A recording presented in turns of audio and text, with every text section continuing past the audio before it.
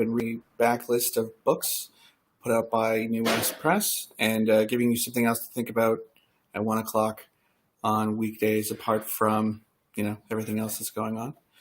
So today we're taking a look at David Martin's TAR SWAN. It's a poetry collection, one of the first two in our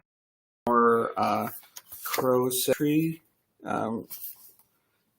collection, which is what we did to celebrate our 40th anniversary of us being a press.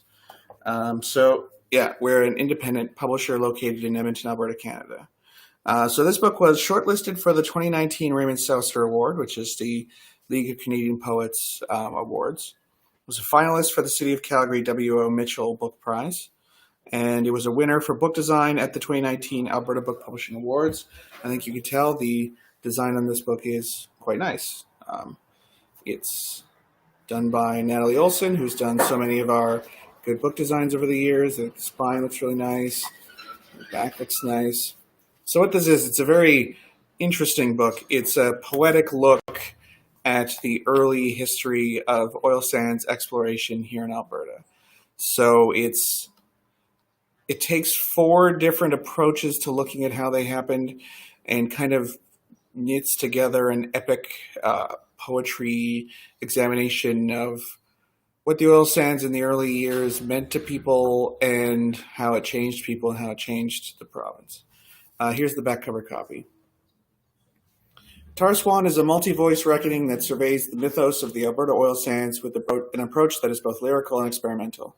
The poems feature 4 voices: an oil sands developer, his plant mechanic, an archaeologist excavating the remains of the operation in the present day, and a mythical swan.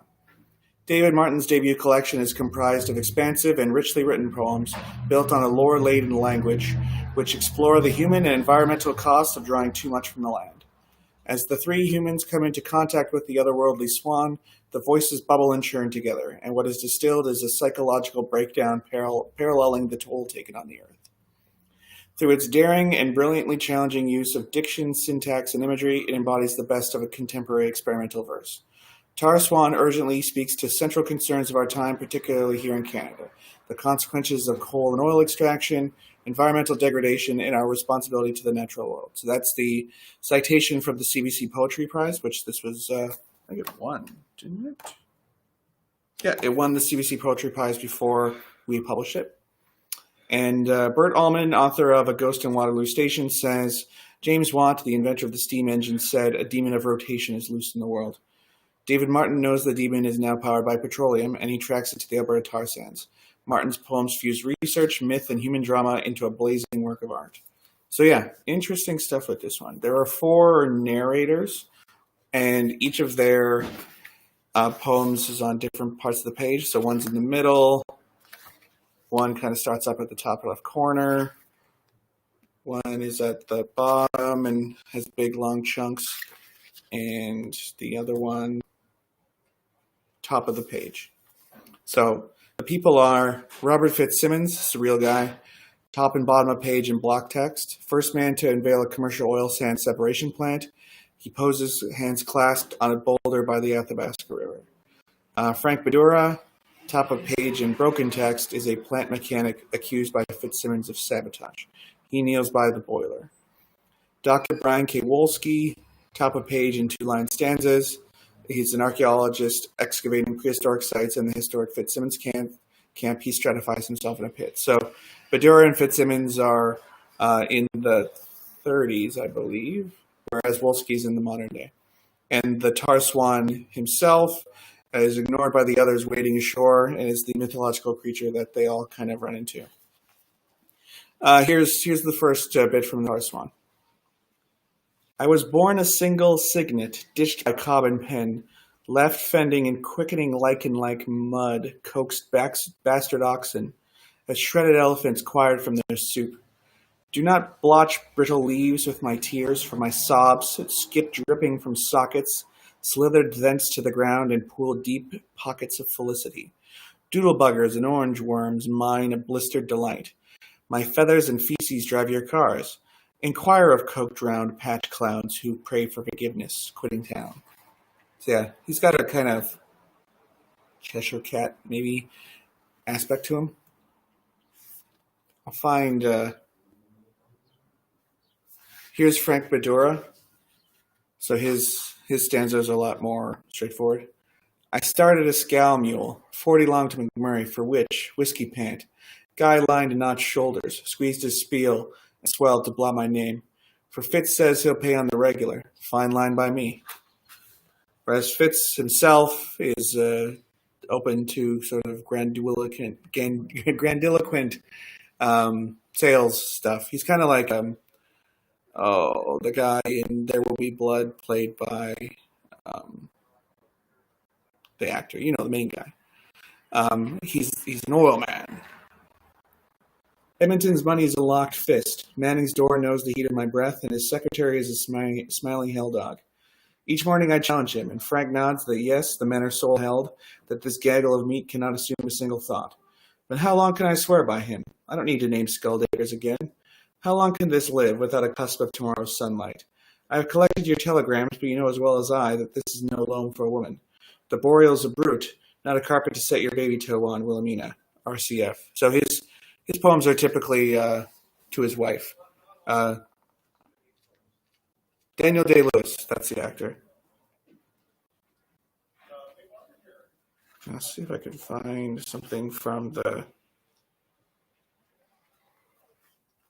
archaeologist. Okay, there he is. So his are kind of notes on what he's finding at the old camp.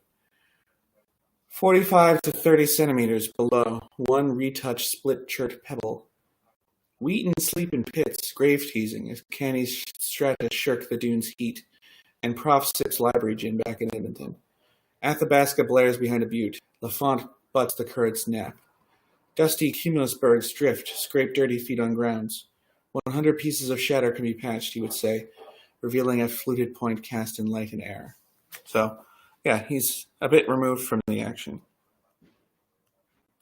I'm going to give you one more. I like the bit where Fitzwilliam is going crazy. So here's one of those. Gentle Wilhelmina, a month ago I noticed a black bear at camp's edge. He'd turn up at 7 each morning, pace by the settling tank's belly, and loll in pitch to deter flies. Strange to say, but one day I shot this poor beast, as it looked so much like you. Deciding I might as well open it up and have a look, I crawled inside before you could say Hammerstein. Jim was aghast, but soon enough didn't seem to worry, and I felt quite at home. I kept it on day and dark, quickly forgot myself. As I'm sure you're aware, though, things like this begin to deteriorate, and I sloughed it off a piece at a time. I've never felt so naked as I do now. I spend most days shivering in shirt sleeves, vowels streaming from my mouth. Gentlemen, we have arisen. Our foes flee before us, and our enemies scatter. Behold, the plant is alive. I give you the loafing crunch of dragline sand, the shut-eye beak ool of feed hopper, the scheming sheaths of toothed rollers, the rumen torque of pug mill, the pupa soup gyrate of separator, the molted scales of tailings pond, the magpie appraisal of settling tank, the shadow-tailed cache of elephant storage, the nagging scent of water drained to river. Above all, I submit nature's supreme gift to industry. Douse ourselves with gin. Gins for our bodies be minds. So that's him extolling the workers. So it's a really interesting book. If you're interested in the history of the oil sands and also kind of a emotional history of what it did to people, it's worth checking out. We are still selling our physical copies through alllitups.ca, so I'll put a link to that on Twitter if you want to pick up your own. And since this is a poetry book, we generally try and keep them print only because you want that feel to it, you know. Anyway, thanks for watching, and we'll see you again for one last episode this week.